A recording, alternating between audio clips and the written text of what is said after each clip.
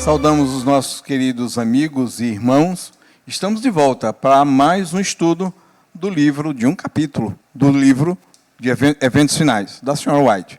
Dessa vez nós vamos estudar o capítulo 12, Sacudidura.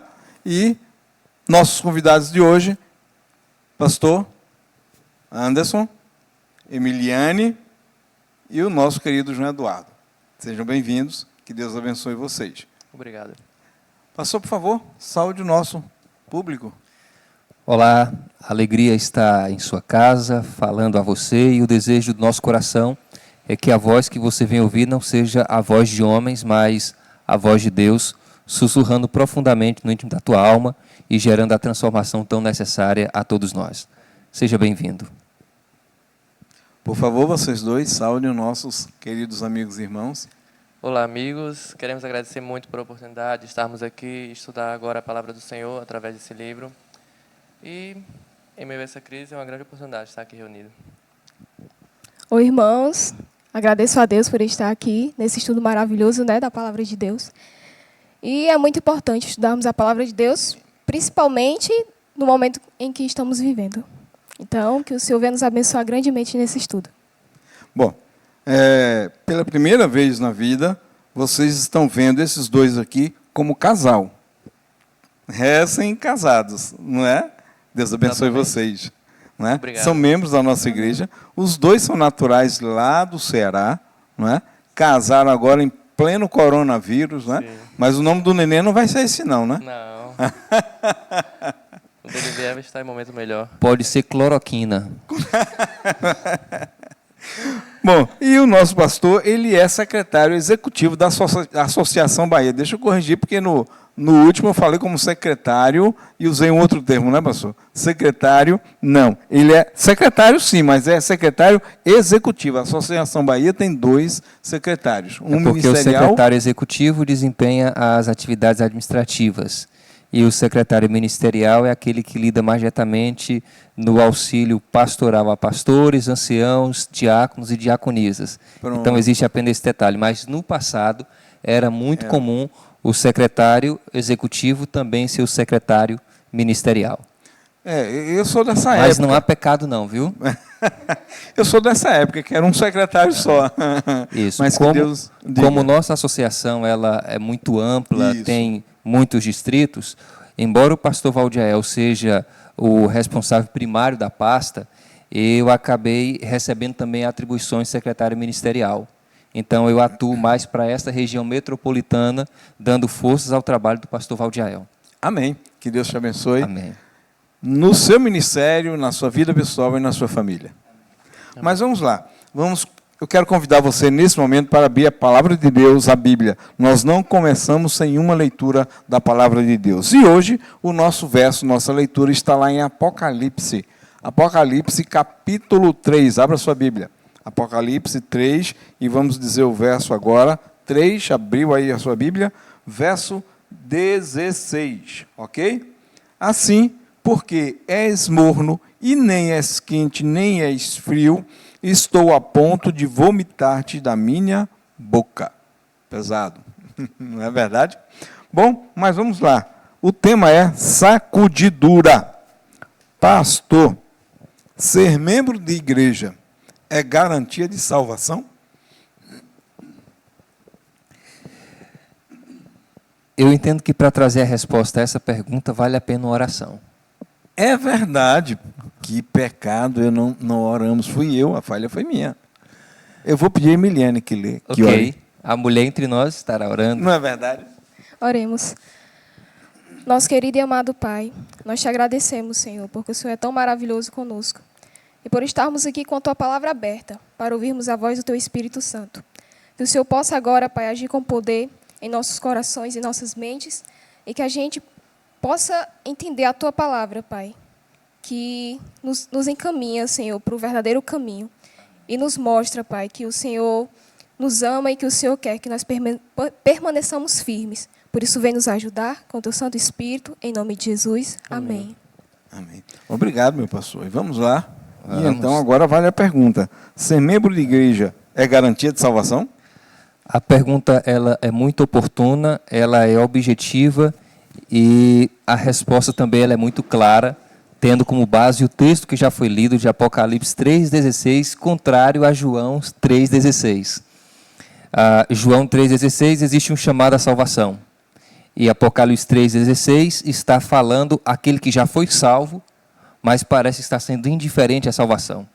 Ele foi alcançado pela verdade, mas em algum momento cessou de permitir que essa verdade o transformasse. Nesse livro Eventos Finais, o segundo parágrafo, logo desse capítulo que estamos estudando, diz assim: os que tiveram a oportunidade de ouvir e aceitar a verdade e se uniram à Igreja Adventista do Sétimo Dia, considerando-se o povo de Deus que guarda os mandamentos, mas não possuem mais vitalidade e consagração a Deus do que as igrejas nominais, serão atingidos pelas pragas de Deus tão verdadeiramente quanto as igrejas que se opõem à sua lei. Então, a pergunta ela foi objetiva e a resposta ela é pontual. Ser adventista não nos garante a salvação. Ter o conhecimento da verdade, mas não viver essa verdade, não ter uma consagração vital com Deus, nos iguala a outros que pisam a lei. Nos impulsionará a sofrer das pragas que serão derramadas, que a princípio era para atingir apenas os ímpios, mas alcançará, lamentavelmente, alguns cristãos, porque, embora sejam cristãos, estão tendo uma vida ímpia. E a vida ímpia que é mencionada aqui por mim, não é a vida de imoralidade, prática de pecado. Para ser ímpio, não precisa estar na prática do pecado e da imoralidade. Para ser ímpio, basta anular Deus do coração. Então, você não é quente e nem é frio, e por isso eu estou a ponto de vomitar você da minha boca. O que propõe esse texto? Sacudidura. Aquilo que causa náuseas a Deus, Deus lançará fora. Entendamos nós que Apocalipse, do capítulo 3, até do verso 14 ao 22, é uma mensagem clara de Deus à sua igreja, a igreja de Laodiceia. Então, capítulo 2 e 3 de Apocalipse é mensagens que Deus está dando à igreja. E aqui o fato de vomitar, lançar fora, não é Deus lançar fora o pagão. É Deus lançar fora o cristão, que lamentavelmente parece viver como um pagão que isenta Deus da vida. Então, mas não possuem vitalidade e consagração a Deus. Qual é o problema desses? Não ter vitalidade, não ter vida de consagração, não ter vida no altar. Vai ser uma das razões para que esse seja lançado fora. Por isso, estar na igreja e não em Deus não nos garante salvação. Vou perguntar uma coisa para vocês. Então, está claro, não é a igreja que salva. Quem salva?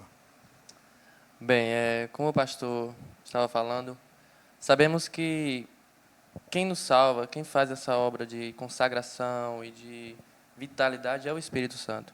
Amém. Sabemos através da Bíblia também que o único pecado que não há perdão nem remissão é contra o Espírito Santo, pois é uma atitude nossa negando o arrependimento, a mudança e a transformação que ele pode nos gerar. E assim acabamos que esgotando nossas oportunidades de salvação. Às vezes até aceitamos algo. Temos o exemplo no tempo de Noé, quando Noé, depois de construir a arca, depois de pregar tanto tempo, nos últimos minutos praticamente tentaram até se salvar, mas já havia fechado a porta da graça e não tinha mais tempo para eles. E muitos esperam até esse final, até aceitam, mas quando aceitam, não aceitam de verdade ou não tem mais tempo. Ok. Tem um tema interessante aqui, sacudidura, palha separada de trigo. Eu nunca vi a separação de palha e trigo, nunca tive a oportunidade. Mas já vi lá no meu interior o pessoal trabalhando com amendoim torrado. Torra o amendoim no fornão, depois joga numa esteira grande, numa peneira, né, imensa de palha, passa a mão naquele bem, e a palha vai soltando do amendoim. Depois, com muito cuidado, eu nunca tentei, porque ia dar um desastre, joga o amendoim para cima e sopra. E a palha vai embora e o amendoim desce. Essa cena é bem vívida, né?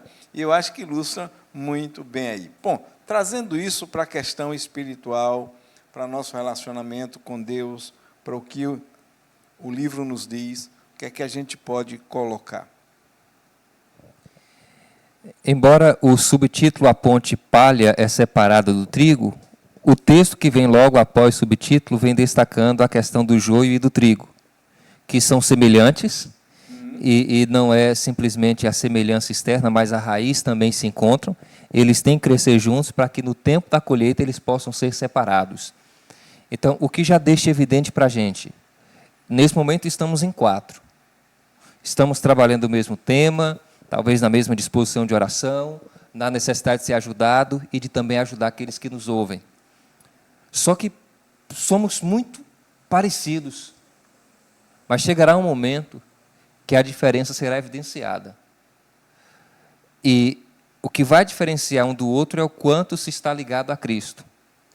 Esse rompimento com Cristo, a pergunta que foi feita, o que é que salva? Cristo é quem salva. Só que esse Cristo que salva nos conduz em uma vida de obediência. Porque Cristo não nos salva para a vida da desobediência. Não é salvação. Não é salvação. Nos salvar para uma caminhada em desobediência não é salvação. Então ele salva, nos apresenta as suas verdades e vai nos fortalecendo para ver essas verdades. Então são 2 pontos. A compreensão da verdade e a vivência ao lado dessa verdade nos firma e nos torna não joio, não palha, mas trigo.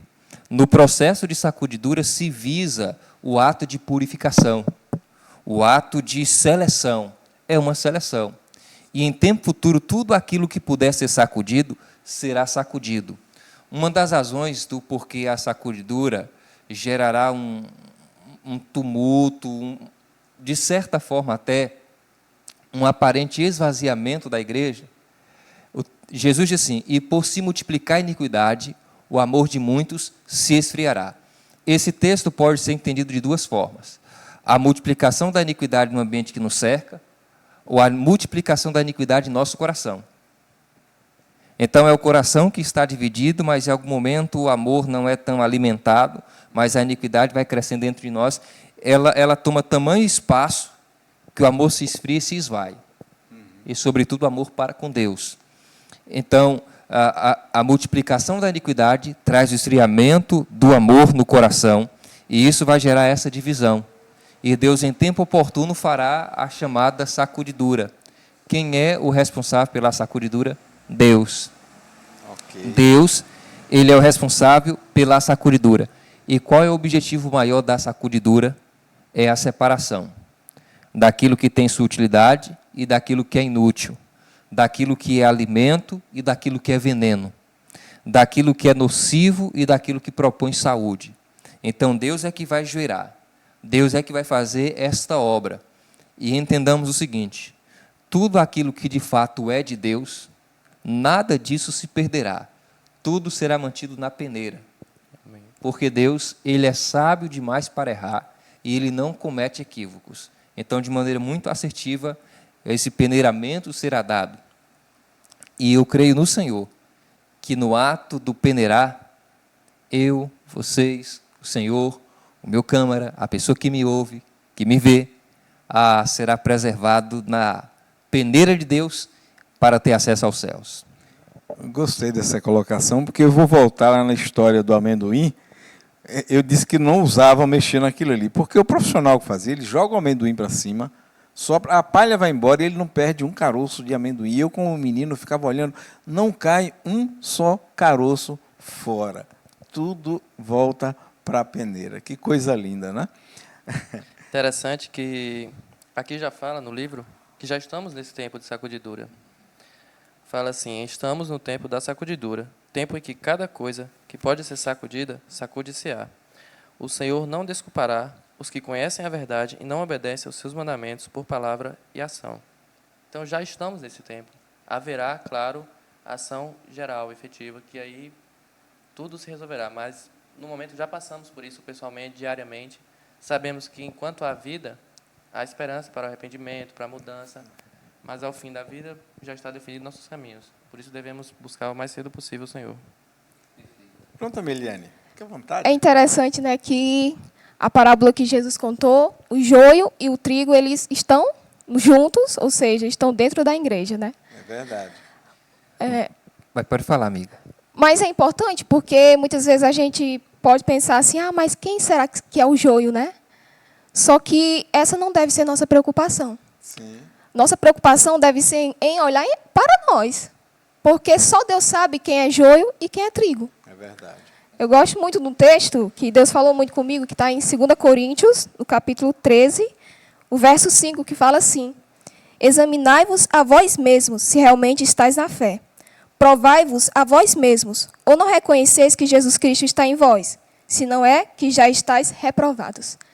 Verdade. Esse texto falou demais comigo, porque ele nos leva a olhar para a gente. Verdade. Como é que está a minha comunhão com Deus? Verdade. Será que eu estou firme?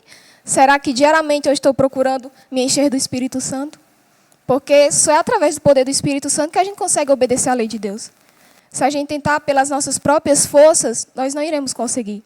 A gente pode até conseguir algumas vezes, só que vai acontecer que a gente vai falhar e a gente vai ficar frustrado. Então é importante a gente olhar para nós próprios e assim ver se a gente está firme ou se a gente está reprovado. Permita-me só trazer à tona duas situações. Na citação que eu li, foi destacada a ausência de vitalidade espiritual, de vida com Deus. E isso faz com que o indivíduo seja exposto às pragas. E receber das pragas significa que está na multidão dos perdidos. O texto que foi lido pelo meu querido irmão já trouxe o seguinte: o Senhor não desculpará os que conhecem a verdade, se não a obedecem os seus mandamentos por palavra e ação. Então lá é reprovado por ser negligente na vida espiritual. E aqui é reprovado por ser negligente na vivência da verdade. Percebe como a balança está equilibrada? É vida com Deus e prática da palavra de Deus. Então, quando dentro desse crivo, desse parâmetro que é apontado por Deus, nesse exame de consciência e reflexão pessoal, eu percebo que algum ponto está por desejar, eu preciso clamar o socorro de Deus, porque eu não posso obedecer de mim mesmo. Eu não posso amar a Deus de mim mesmo, porque eu não tenho essa capacidade, eu não sei. Eu nasci aparentemente disposto a odiar, disposto a me levantar contra Deus, e se há algo de especial no meu coração que me aproxima de Deus, foi o próprio Deus que plantou. Então eu preciso me voltar para Ele, para uma relação com Ele e para a disposição de obedecer a Ele de todo o coração. Então, nós estamos trabalhando o tema da sacudidura e o nosso grande objetivo não é discorrer aqueles que irão sair, é trabalhar caminhos para que eles possam permanecer e não sair. Então, para estar firmado em Cristo, é preciso ter Cristo tronizado no coração e viver essa verdade de Deus. Bom, é verdade que hoje na igreja a gente já tem, digamos, uma separação, não diria assim, digamos, uma sacudidura. Acontece, mas de um nível menor. Ou seja, nem sempre Deus permite que o joio crie problemas no seio da igreja. Não é? Mas a verdade é que está misturado hoje. Não é verdade?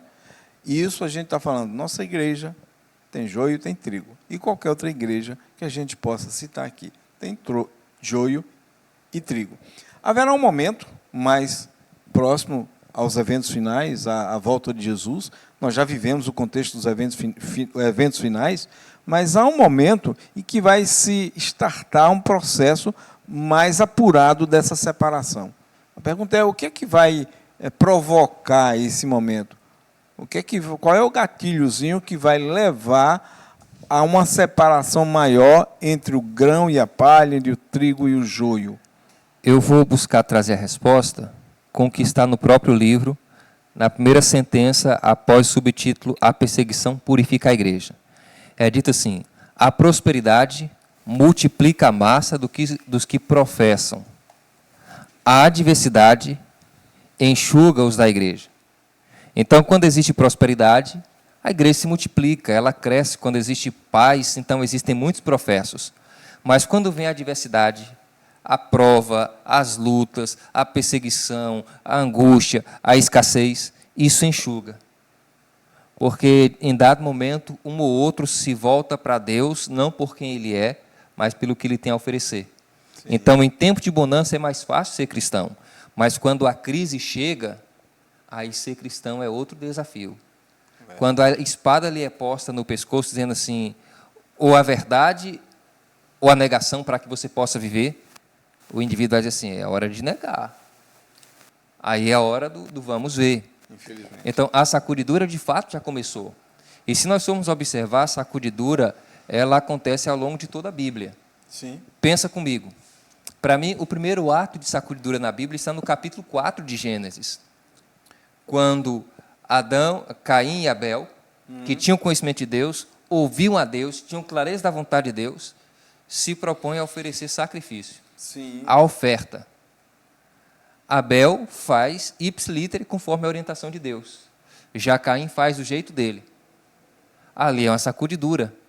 É verdade. Ali está sendo diferenciado um do outro. Perceba, eles fizeram um altar, levaram a oferta, se colocaram como adoradores, mas um ponto foi divergente um do outro, e foi o suficiente. Porque não havia entrega total do coração de Caim para com Deus, como foi Abel. Abel se entregou por completo. Abel submeteu a vontade dele à vontade de Deus. Caim foi diferente. Então, ali eu já vejo um ato de sacudidura, eu vejo um ato de sacudidura ao longo de toda a história bíblica, onde, quando Israel é levado para o cativeiro, Deus sempre vem destacando assim, de que iria preservar o remanescente. Iria preservar o remanescente. Então, o remanescente é aquele que se empenha, aquele que se firma na verdade, aquele que não abre mão das verdades, mesmo que a sua integridade física corra risco, corra perigo. Ele se firma na verdade, porque nada mais é precioso a ele do que a verdade, o Deus da verdade. Então, aqui a gente coloca a diversidade já como um ponto. A diversidade como um ponto. O que é que a gente pode colocar mais aí? Emiliane, João Eduardo, o que é que a gente pode, além da diversidade, o que é que a gente tem mais para acrescentar aí? Como no próprio livro também fala, no último parágrafo desse tópico, ele fala o seguinte: quando a lei de Deus for anulada, sua igreja será peneirada por terríveis provas, e em uma proporção maior do que o que agora podemos prever. Dará ouvidos a espíritos enganadores e doutrinas de demônios. Passaremos também por esse período de provação, onde a lei de Deus vai ser cassada. Sabemos e esperamos esse momento, como as profecias anunciam, e ao chegar, passaremos por uma dificuldade que a Bíblia fala que nunca passamos antes.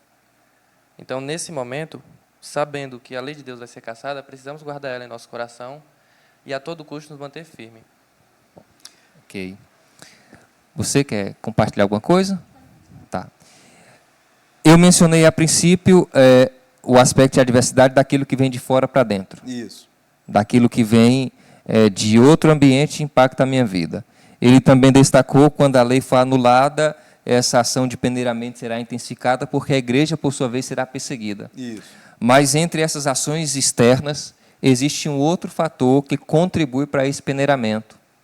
E esse é mais de âmbito interno, resultado da minha decisão pessoal. E é dito assim: os que passo a passo, está logo no segundo parágrafo desse subtítulo, A Perseguição Purifica a Igreja. É dito assim: os que passo a passo cederam às exigências do mundo e se sujeitaram aos costumes mundanos, não se acharão difícil a submeter-se aos poderes dominantes. Então, são pessoas que cedem às exigências mundanas e são pessoas que, por sua vez, se lançam aos costumes mundanos. Então, é crente que teve a mente deturpada, a mente corrompida, e ele cedeu naqueles pontos. São os pequenos testes da vida. A exemplo, permita-me compartilhar aqui algo. Isso aqui vai discorrer aí adiante, e o que eu falo é uma certeza, é uma verdade, e é um ponto meu. A questão homoafetiva, homossexual, qual é o pensamento do pastor Anderson? Se eu ver uma pessoa que é homossexual, quer seja praticante ou não, como eu irei tratar essa pessoa? Com respeito, com dignidade, e amarei essa pessoa. Isso quer dizer que o pastor Anderson aceita o homossexualismo? Não. Pois para eu aceitar o homossexualismo, eu terei que romper com conceitos que está pautado na palavra de Deus. Então, o meu dever cristão é me firmar na verdade. E o meu dever cristão é exercer a verdade, que é amar o outro, independente das decisões ou das ações dele. E o detalhe que acontece é que, diante do ambiente acadêmico, das conversações de um ou de outro, alguns cedem, aceitam E entenda, para você aceitar um ponto de verdade na sua mente, você tem que desprezar uma outra. E você está abraçando uma verdade relativa e lançando mão à verdade absoluta. Então, Deus criou o homem, Deus criou a mulher. Então, quando existe esse processo de ceder pequenos detalhes hoje, quando chegar lá na frente, Satanás se levantar com maior ira, facilmente eu irei ceder. Então, repito para ficar bem claro o meu pensamento. O pastor Anderson ama, respeita, mas o pastor Anderson não aceita. E por que o pastor Anderson não aceita? Porque o pastor Anderson aceitar seria uma negação da Bíblia. Por favor, amados. Em primeiro lugar, a Bíblia é, acima de tudo, a palavra de Deus, não é verdade? Crentes superficiais, renunciando à fé. O que é que trata esse tópico aí? O que é isso? O que é um crente superficial? Renunciar à fé a gente entende. E o que é um crente superficial? O que é que vocês acham? E aí? Acredito que é aquele que só tem a aparência de ser crente, né, de ser cristão. Ele, na sua vida diária, devocional, sei lá, ora 5 minutos, e às vezes acha que já orou demais. Passa o dia, mal pensa em Deus, entendeu? Não se preocupa em colocar em prática a palavra de Deus. Então, acredito que esse é o crente superficial. Ele vai para a igreja, aparenta ser cristão e tudo, mas, na verdade, ele não é verdadeiro. Conversa 5 minutos com o Papai do Céu e falta assunto. Pois é. Quanto tempo vocês conversam? A gente tem que buscar mais e mais, né? Tem que Estamos conversando desenvolver. agora, né? Tem muito que conversar ainda, né? Com certeza. Mas para ela ser uma atitude que temos buscado muito, é ter uma amizade com Deus. Em um certo momento da minha fé, principalmente no início do meu batismo, eu tive um momento muito especial com Deus, onde eu vivi uma experiência fantástica, onde eu o tinha como amigo, aquele amigo mais íntimo, onde a gente compartilhava momentos tristes, momentos alegres, ele estava comigo em todo momento. E eu acabei que, por um tempo, não sei como, me afastando um pouco dele. Esse pouco que eu me afastei foi o suficiente para mudar essa relação. E, novamente, estamos atrás, buscando essa reconciliação, esse reavivamento, para que tenhamos essa mesma relação que tínhamos antes, que era fantástica. Nós já estamos lá na frente, né, pastor? Mas, apesar de brincar, o fato é verdadeiro. Quando faltar assunto, acende a luz, opa! No casamento tem que ter total convivência. Ainda no aspecto da superficialidade, Satanás ele busca plantar no coração do crente duas questões. Uma é o fanatismo. Nada pode. Tudo é pecado. É sempre o não. Isso está muito curto, esse cabelo está errado, isso e aquilo outro. Então, foca muito na aparência. Foca muito na forma. Então, isso gera aquilo que é destacado de fanatismo. Isso acaba endurecendo o coração de quem é fanático e gerando tropeço para outro que nem sempre tem a maturidade para administrar aquela conversa. Entra formalismo aí também. E aí entra o chamado frio formalismo. Essas são ações satânicas em nosso meio. Vamos entender. Eu não estou dizendo, aquele que me ouve, aquele que lidera a igreja, que nós não devemos ser zelosos, precisamos ser zelosos, defender as verdades, mas é defender a verdade revelada, não é defender a verdade que eu crio ou você cria, é defender aquilo que está na Bíblia. Se não está na Bíblia, não faça um cavalo de guerra quanto àquilo, porque isso aí é formalismo, isso aí é fanatismo, e isso pode gerar dor e prejuízos a mim, a você e a tantos outros que não têm a maturidade que alguém adquiriu. E o destaque é que Satanás ele tem feito isso para nos desviar do foco certo e facilitar a ceifa das almas. Então, Satanás ele planta formalismo, ele planta o fanatismo, simplesmente para gerar o desvio. E nesse desvio, eu e você nos tornaremos presas mais fáceis para a ação satânica. Sabemos que Satanás ele trabalha nos extremos. Como o senhor mesmo falou, formalismo Verdade. e legalismo. Então, uma coisa que o senhor fala em Gálatas 5, diz que o fruto do Espírito Santo, um deles é o domínio próprio, a temperança, o equilíbrio. Devemos ter esse também, tanto na nossa vida comum, quanto também na igreja em geral, nas suas doutrinas, que é o que temos. Com graças a Deus, nossa igreja é muito abençoada com isso. Amém. Pastor, mas você falou dos dois extremos, foi no formalismo e o outro. A Ellen White vem destacando o formalismo e ela vem falando do fanatismo. Mas a gente pode também volver os olhos para o liberalismo. Pronto. O outro extremo. Um segura demais e o outro solta demais. Uhum. Um inventa pecado e o outro diz que o pecado não é pecado. Então é uma necessidade de um equilíbrio. Esse equilíbrio é encontrado na palavra de Deus. Amém. Palavra sublime, palavra plena, palavra que exorta, que corrige e que norteia a nossa caminhada. Bom, um outro tema que, bom, aqui ele entra no tema, na essência do capítulo, a sacudidura, não é? O que é que a gente pode acrescentar nesse termo sacudidura? A gente já falou um bocado de sacudidura, né? Mas é um tema inesgotável. Quando as aflições se intensificam ao nosso redor, vê se há separação e também unidade em nossas fileiras. Como isso? Separação e unidade. Vemos aí também dois extremos. Qual é o contexto disso aqui? Separação do joio do trigo e unidade daquilo que de fato é trigo. Quando se fala de sacudidura, nós temos a impressão de que a sacudidura se dá só em nosso ambiente. E não é. Vamos pensar para o tempo do fim, momentos próximos da volta de Cristo. A sacudidura ela se dará nos dois ambientes.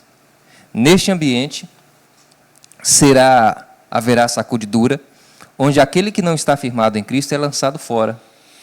Mas em outros ambientes, evangélicos, batistas, pentecostais, budistas, seja lá o que for, aquele que é sincero também será sacudido. Só que aqui na sacudidura, o que não se firmou é lançado fora. Já lá, o que se firmou, ele é lançado fora, mas para o lugar certo. É Apocalipse 18, verso 4. Sai dela, povo meu. É povo de Deus, mas não está na igreja de Deus, está em outro lugar. Então lá vai haver também uma sacudidura. Essa sacudidura, como o texto que o senhor apresentou, de Apocalipse 3,16, existe logo à parte, de baixo, o testemunho positivo produz sacudidura. Sim. O que é esse testemunho positivo? O que é o testemunho positivo? Aí já vem a seguinte declaração. Perguntei qual o sentido da sacudidura que eu acabava de presenciar e me foi mostrado que fora causada pelo positivo testemunho motivado pelo conselho da testemunha fiel aos laodiceanos. Onde é que está o conteúdo da testemunha direta, da testemunha fiel, da testemunha positiva? São os versos que está do verso 14 ao 22 de Apocalipse 3. É a mensagem da Laodiceia que traz o testemunho direto. Perceba, são 7 igrejas. Dessas igrejas, 4 recebem. É descrito quem dá a mensagem, é descrito conselhos, é descrito valorização e é descrito a palavra de vitórias. 2 igrejas não recebem da parte de Deus reprovação, que é a segunda igreja, que viveu aquela fase da perseguição, e a igreja que veio de Filadélfia, que viu a fase da reforma. Certo. Essas são as igrejas que não têm reprovação. Mas a Laodiceia não existe um elogio, só existe reprovação. Existe a descrição de quem é o mensageiro, existe a reprovação dos pecados, mas existe conselho e uma palavra de vitórias. A Laodiceia é dito, você é infeliz, pobre, miserável, cega e nua. Ou seja, a última igreja de Deus das 7, ela é infeliz, pobre, miserável, cega e nua. Ela não tem nada. É uma véia banguela. É verdade. Mas é amada por Deus. E aí Amém. Deus chega e diz assim, olha, eu aconselho que compres de mim ouro refinado pelo fogo para te enriqueceres, vestiduras brancas para te vestires e colírio para ungir os olhos a fim de que vejas. No verso 20 ele diz, eu estou à porta e bato. Se alguém abrir a porta e entrar em sua casa, serei com ele e ele comigo. Mas no verso 19 é dito assim, eu repreendo e disciplino a todos quanto amo. Laodiceia é amada por Deus e por isso ele fala ao coração desta igreja. Amém. O testemunho fiel, o testemunho positivo, a testemunha fiel, a mensagem que Deus direciona a Laodiceia é um apelo para que Laodiceia abrace e aceite a oferta de graça salvadora. O colírio é para que a gente tenha discernimento espiritual. O ouro é para que a gente tenha amor e misericórdia. A vestimenta é a justiça de Cristo imputada e comunicada no crente. A igreja de Laodiceia diz assim: olha, eu sou rico e abastado. E Cristo diz assim: você é infeliz, miserável, pobre, cega e nua. Deus está chamando a igreja para perto e dizendo assim: filho, eu preciso conscientizar você de quem você é, porque uma vez ciente de quem você é, você vai ter a necessidade de uma cura. E eu sou a cura para as suas doenças. Amém. A sacudidura eu só terei a condição de passar no crivo da sacudidura se eu atender a esta demanda que é apresentada por Cristo. Eu quero acessar o seu coração. Eu quero tomar posse da sua vida. Se isso não acontecer, no momento da sacudidura, eu serei levado pelo vento. Entendi. Mas o que me vai fazer robusto para permanecer na peneira é Cristo em mim. A própria palavra do Senhor fala que onde o pecado muito cresceu, superabundou mais ainda a graça. E Sim. assim como Laodiceia estava na sua pior fase, hoje também vivemos a pior fase do cristianismo. Então, nesse momento que vemos em que o Senhor mais vai agir, independente da dificuldade que a gente vem enfrentar. Bom, o próximo tópico inverte, é que ele fala de testemunho positivo, o outro fala de críticas injustas e que causam perdas, ou seja, críticas injustas e levam à perda de almas. Pastor? Ok. O que a gente pode dizer do assunto aí? Amigo, eu vou explicar e depois vou pedir a você para fazer a leitura desse primeiro parágrafo desse tópico, tá bom? O que é destacado é que famílias inteiras, elas recebem a verdade, se alegram com a verdade, vivem a verdade, desfrutam dessa verdade, só que elas são impactadas por calúnias que são feitas a elas, falsidades que são feitas a elas, ou pessoas às quais elas se relacionam. Naquele momento, parece que a verdade parece perder o seu impacto. Entendi. E quando a verdade para este parece ter perdido o impacto, é como se fosse a erva daninha lançada ao coração. E a partir de então, aquela pessoa vive uma certa crise. E esta crise há de desencadear na situação de um peneiramento e o lançar fora.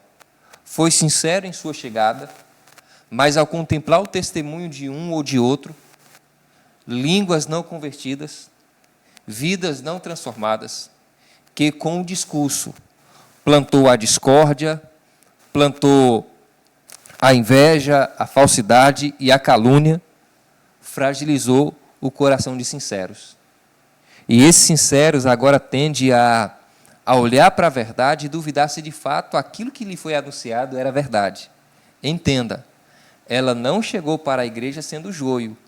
Ela chegou na igreja sendo trigo, tendo no coração sementes do trigo.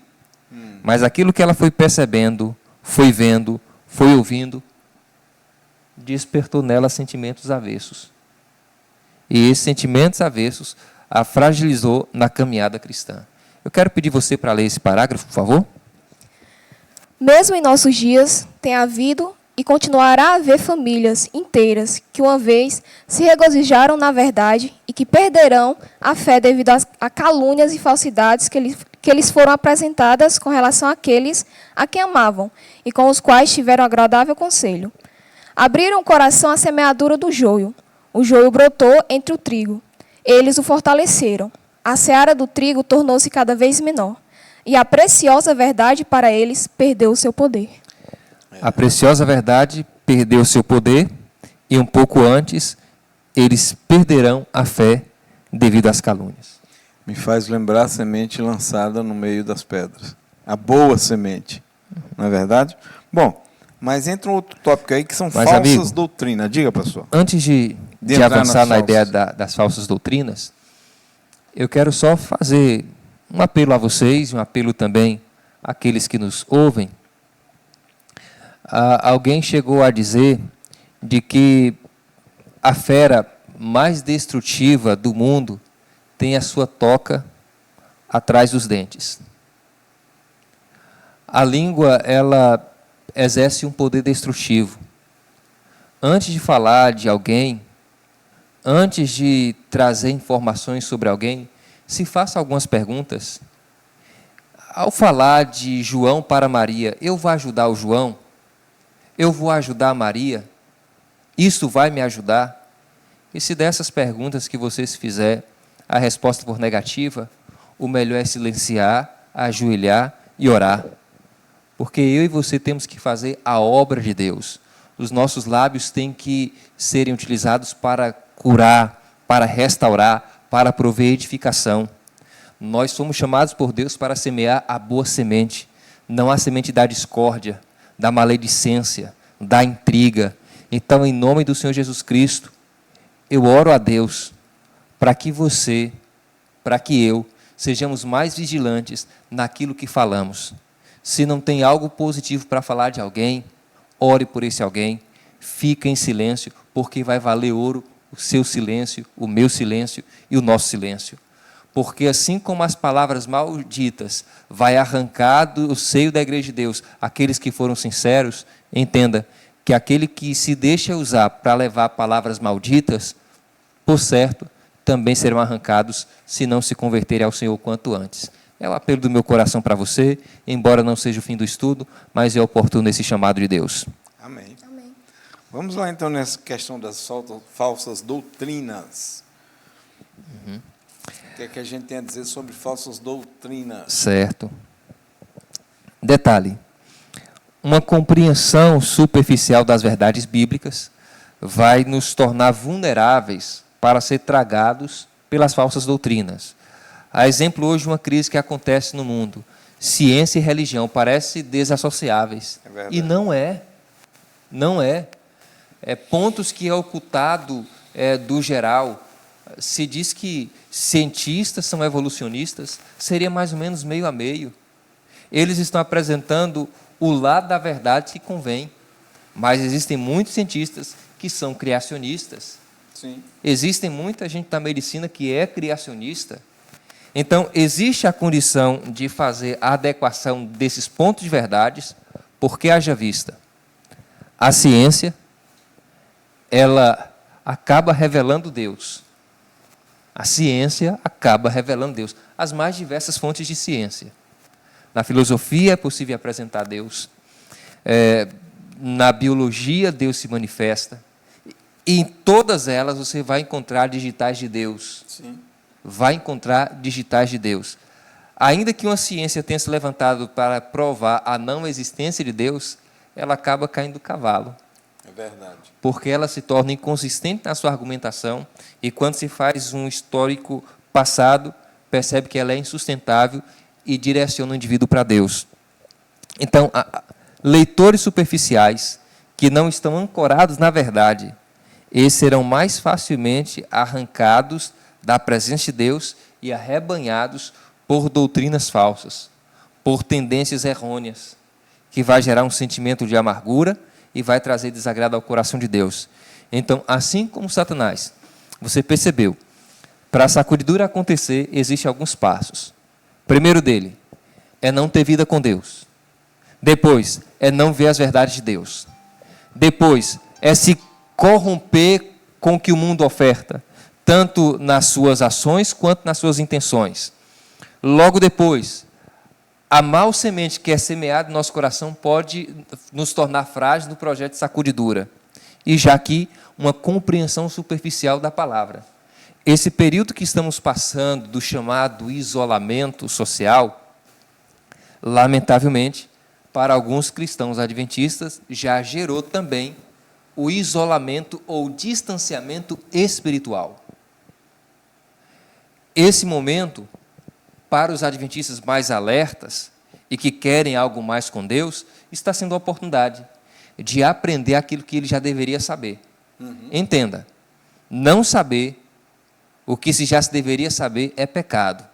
Mas bendito seja Deus porque Ele nos traz o perdão e nos dá a oportunidade hoje de estudar assuntos oportunos para o nosso crescimento.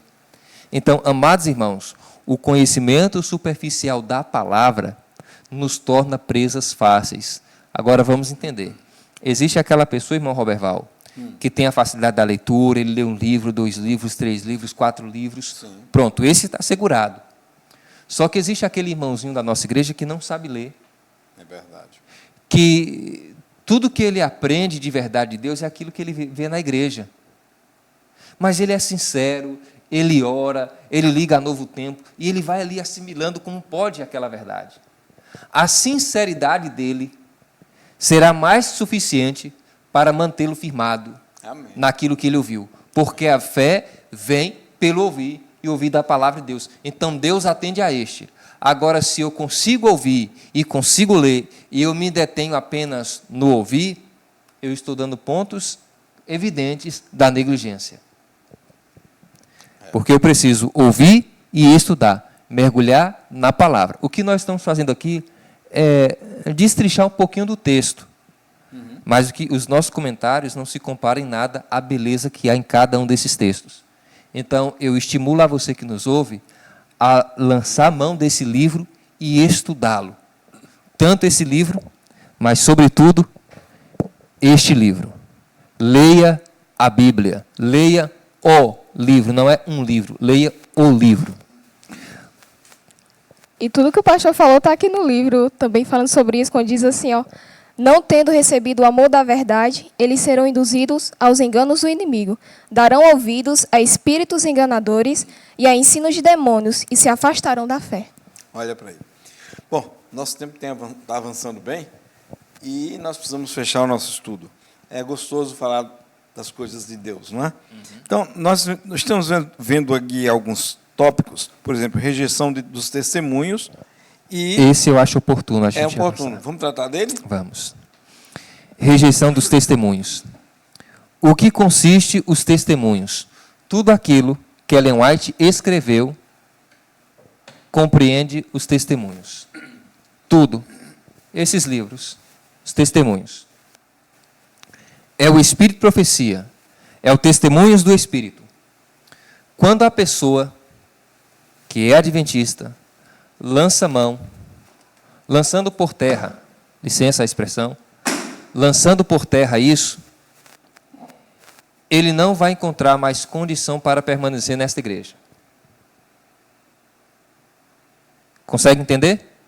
No momento em que eu abro mão dos testemunhos, logo, em questão de tempo, eu vou abrir mão da igreja. Porque o que torna esta igreja remanescente e o que torna esta igreja exclusiva e impulsionada por Deus para uma mensagem ao mundo é a observância da lei de Deus e o testemunho de Jesus, que é o Espírito de Profecia. Se nós, como igreja, lançarmos mão dos escritos de Ellen White, daqui a pouco a gente vai começar a questionar a igreja, dizendo assim, ela é incoerente, porque ela é a igreja de Deus e está levantando uma profetisa. Aí, quando eu desprezo a chamada profetisa, eu também vou ter que desprezar outras verdades desta igreja. Então, aqui é dito, uma coisa é certa, os adventistas do sétimo dia que se colocam sobre o estandarte de Satanás abandonarão primeiro sua fé nas advertências e repreensões contidas nos testemunhos do Espírito de Deus. O último engano de Satanás será tornar sem efeito o testemunho do Espírito de Deus. Então, quando eu abro mão do dom profético, aí pensa, eu sou adventista, mas não creio que Deus moveu Ellen White como profetiza. Aí vai o irmão Robert Val e prega e diz assim, Ellen White. Vai o Eduardo e diz Ellen White. Vai o Joel e diz Ellen White. Vai o pastor Anderson e diz Ellen White, faz menção disso. Embora os nossos sermões não é embasado no que Ellen White diz. Não é Ellen White nosso sermão, é a Bíblia. Mas eu abro a janela e faço uma citação. O indivíduo que está ali e não crê no dom de profecia, ele vai descreditar todo o meu sermão por conta daquela citação. Sim. Daqui a pouco, ele vai questionar outros pontos mais dessa igreja e, de repente, ele já vai estar contra a igreja e não a favor da igreja. Então, o ponto que Satanás tem trabalhado hoje para intensificar a sacudidura é levar você e a mim a desacreditar daquilo que Ellen White escreveu.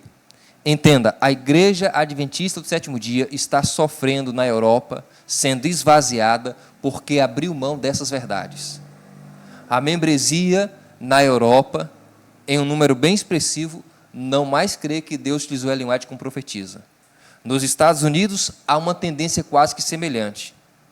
No Brasil, existem pessoas que não creem e não têm nem como crer, porque não leram. Então, leia. Veja a vontade e a beleza do querer de Deus revelado para você e para mim. Deus apresentou o dom profético porque no passado fomos negligentes na contemplação da palavra. Ellen White não colocou os seus escritos acima da palavra de Deus. Ellen White teve o dom de inspiração semelhante a Paulo, Pedro, João, Tiago, Moisés, qualquer um outro, mas ela nunca disse que os escritos dela estavam no mesmo pé de igualdade que a Bíblia. Ela põe até o seguinte: a Bíblia sendo a luz maior e o escrito dela tendo a luz menor. Mas eu quero que você entenda o seguinte: luz maior, 4 metros de altura tem a Bíblia. Luz menor, 3 metros e 99 centímetros tem os escritos de Ellen White. Então, Satanás ele vai fazer com que você e eu descredite essa verdade, porque vai ser um caminho para a apostasia. Eu já citei aqui no estudo passado, e eu acho que é oportuno agora.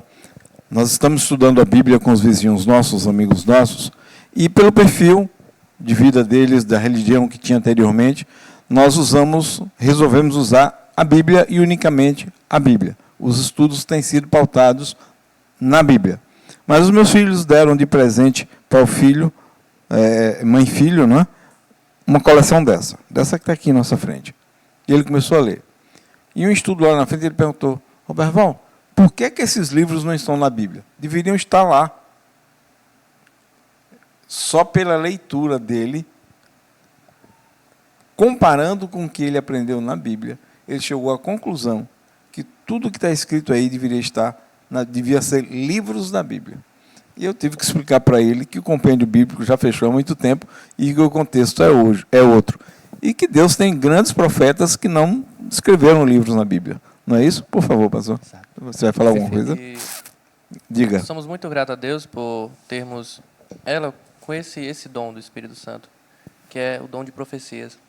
Agradecendo muito a Deus porque temos a oportunidade, através dos livros dela, de entender coisas que na Bíblia estão que a gente não compreenderia sem esse apoio. Então, isso, além de mostrar que ela está glorificando a Deus, apresentando todo o material pautado na Bíblia, podemos confiar nos escritos dela, porque eles vêm da Bíblia, que é nossa luz maior, como ela mesma cita. Ok, pastor, mas avançando no estudo aí, a gente vem vendo agora tópicos como deserção entre dirigentes de igrejas, pastores não santificados, liderança, pastor. Que contexto aí você explica para a gente? Ok, vamos lá. Amados irmãos, a apostasia ela é encarada como um mistério. Pensemos bem, nos céus, à vista de Deus, um terço dos anjos. No Éden, 100% de apostasia.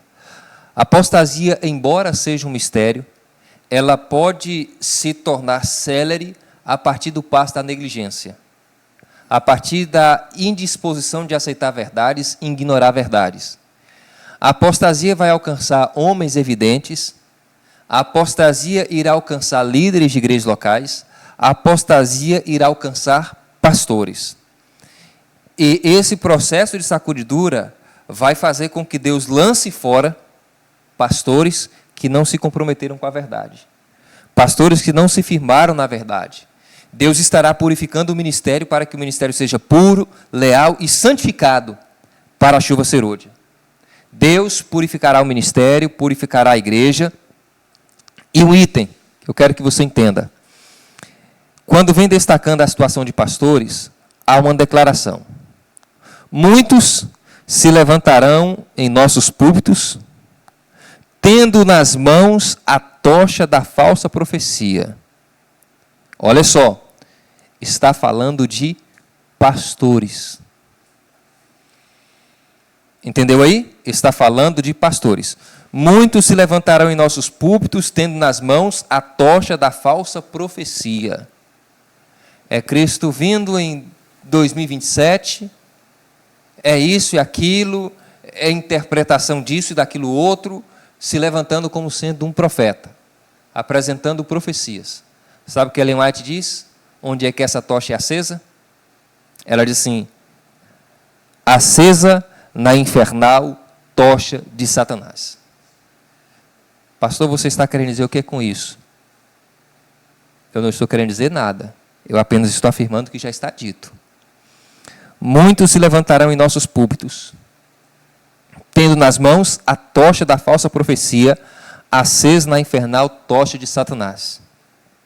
Pastores, e se você, meu amado irmão, não estiver embasado na palavra, e se porventura em tempo futuro um falso pastor estiver sobre a coordenação dos serviços em sua igreja, e você não tiver clareza da verdade, você será incendiado por essa tocha que foi acesa pelo diabo.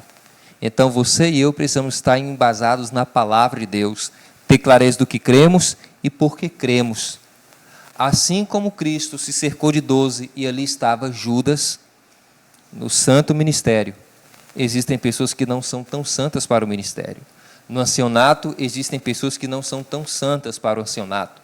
Na igreja, existem pessoas que não são tão santas para a igreja, a sua causa. Mas eu oro ao Senhor que Ele faça a sua sublime obra e que do grupo de pastores, de anciãos e de membros, nenhum se perca, mas que todos se firmem na verdade do Senhor e vivem essa verdade de todo o coração. Vamos fechar nosso assunto, pastor? Sua mensagem final para aqueles que estão estudando o livro com a gente, okay. Esse capítulo. Eu vou deixar eles fazerem um acréscimo e aí eu faço a declaração final. Pois é, né? Agradeço muito a Deus porque eu estou aprendendo muito com esse estudo aqui. O pastor está sendo uma bênção, né? Amém. Amém, graças a Deus. É exatamente a importância da gente estudar a Bíblia, entendeu? Da gente conhecer a verdade para a gente não ser enganado. Verdade. Porque nós não devemos seguir o que o pastor da nossa igreja fala. Ele fala, mas você tem que ver se está de acordo com a palavra de Deus, com a Bíblia, entendeu? Então é importante a gente estudar a palavra de Deus para não ser enganado. Vai falar? Posso avançar? Vou finalizar, não com as minhas palavras, mas as palavras da testemunha direta. Quando a religião de Cristo for mais desprezada, quando sua lei mais for desprezada, então deve o nosso zelo ser mais ardoroso, o nosso ânimo e firmeza mais inabaláveis, pois nesta hora, permanecer em defesa da verdade e da justiça, quando a maioria nos abandona, ferir as batalhas do Senhor, quando são poucos campeões, essa será a nossa maior prova. Naquele tempo, você e eu deveremos colher calor da frieza dos outros, coragem da covardia e lealdade da traição. A igreja, em momento futuro, talvez pareça prestes a cair, mas Deus nos assegura que ela não cairá. Ela permanece ao passo que os pecadores de Sião serão lançados fora na sacudidura.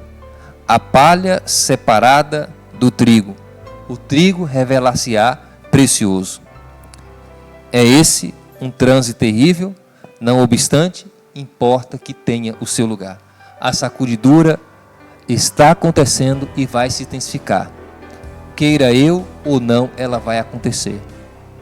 Então, eu não posso dizer, Deus, evita a sacudidura. Ela precisa acontecer, porque a sacudidura vai firmar aquilo que é santo como santo e vai lançar fora aquilo que tem sido empecilho para a causa.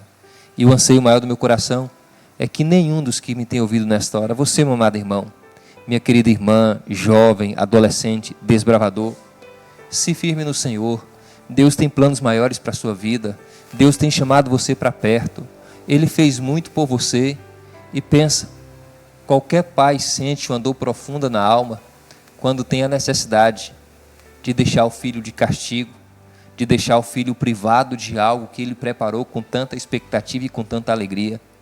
Se isso dói no coração de um pai, imagine no coração de Deus de lançar fora aqueles que ele pagou alto preço na cruz do Calvário. Então, por favor, volva os teus olhos para Deus e se firme nele. Faça desses dias os dias do seu Pentecostes, o dia do seu encontro com Deus, da sua transformação, da sua regeneração, para que quando você regressar a esta igreja em sua plenitude de culto, nós possamos ver Deus refletido em sua face. Esse é o anseio do meu coração, é o anseio do nosso coração, E a pergunta que faço, é o seu querer? Porque se é o seu querer, eu te convido a levantar uma das mãos como sinal de aceitação do chamado de Deus. Louvado seja o Senhor, parabéns por sua acertada decisão. Vamos orar, pastor? Deus, obrigado por tua bondade, por tua presença e por tua manifestação junto a nós. Que aquilo que aqui foi tratado possa causar impacto e transformação aos corações, em nome de Jesus. Amém. Amém. Nós agradecemos por ter estado conosco. Como é bom estudar a palavra de Deus. Fechamos mais um capítulo no estudo do livro Eventos Finais. Em breve estaremos de volta com mais um capítulo. Que Deus te abençoe. Que Deus esteja contigo. Firme na palavra desse Deus maravilhoso. Que as bênçãos do céu acompanhem a você, seu lar, sua vida. Até a próxima.